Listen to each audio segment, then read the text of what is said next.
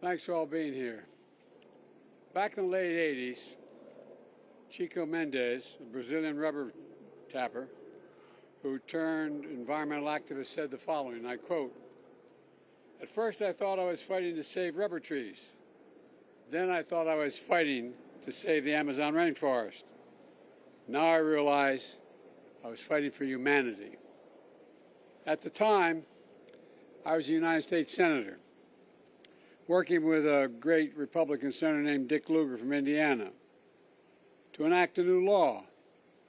The United States would relieve other countries of debts owed to us if they commit to protecting their own forest. These debt for nature swaps have since protected nearly 70 million acres of forest worldwide. And today, I'm proud to be here, the first sitting U.S. president to visit the Amazon rainforest to recommit to protecting the rainforest like this one. Most powerful solutions we have to fight climate change is all around us. The world's forests. Trees breathe carbon dioxide out of the atmosphere.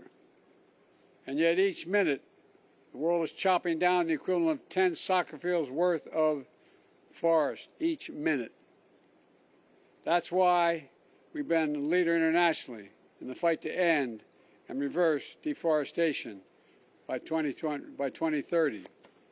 That's why we've led by example at home, conserving an area of the U.S. lands and waters larger than the state of the nation of Uruguay. We've done it by fighting for tribal partners, lifting them up, indigenous communities, and the most impacted by deforestation and climate change. Today's announcement will support indigenous communities to do the same here in the Amazon. We all know there's much more we can do and must do at home and abroad. That's why today I issued an official proclamation to support the conservation of nature around the world.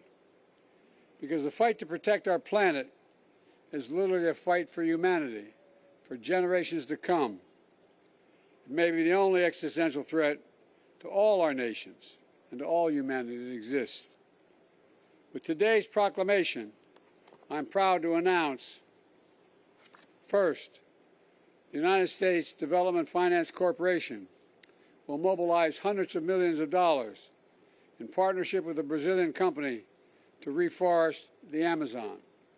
Second, we're launching a Brazil Restoration and Bioeconomy Finance Coalition to mobilize at least $10 billion by 2030 to restore and protect 20,000 square miles of land. And third, I'm announcing an additional $50 million to the Amazon Fund that's already given $50 million. Fourth, we'll provide the funding to help launch President Lula's important new initiative, the Tropical Forest Forever Fund. It's in the interest of all of us. The United States benefits from that as much as any other country does, including here in Brazil. I'm also so proud to support bipartisan legislation to launch a new foundation for international conservation that would leverage public funds to mobilize billions more in private capital. The fight against climate change has been a defining cause of my presidency. My administration first rejoined the Paris Agreement on climate change. We've launched a 150-nation-strong global methane pledge. We delivered a record climate financing to developing countries. We pledged that we would deliver $11 billion per year by 2024. I'm pleased to announce today that we not only kept that promise, we've surpassed it. Back home, I signed the most significant climate change law in history, a law that positions us to cut carbon emissions in half by 2030. This generated $450 billion in new clean energy investments, and that's created hundreds of thousands of good-paying jobs and a manufacturing boom as well. Folks, we don't have to choose between the environment and the economy. We can do both. We've proven it back home. It's no secret that I'm leaving office in January.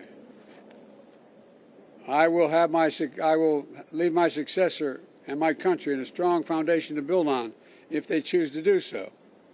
It's true, some may seek to deny or delay the clean energy revolution that's underway in America. But nobody can reverse it. Nobody.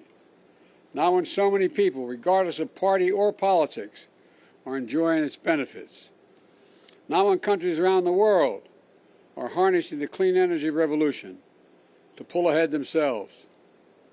The question now is, which government will stand in the way and which will seize the enormous economic opportunity? Let me close with this.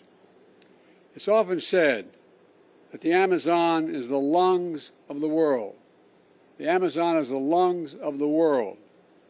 But in my view, our forests and national wonders are the heart and soul of the world. They unite us, they inspire us, they make us proud of our countries and heritage, a bridge to the past and to our future, a birthright we pass down from generation to generation. The Amazon rainforest was built up over 50 million years. 50 million years. History is literally watching us now.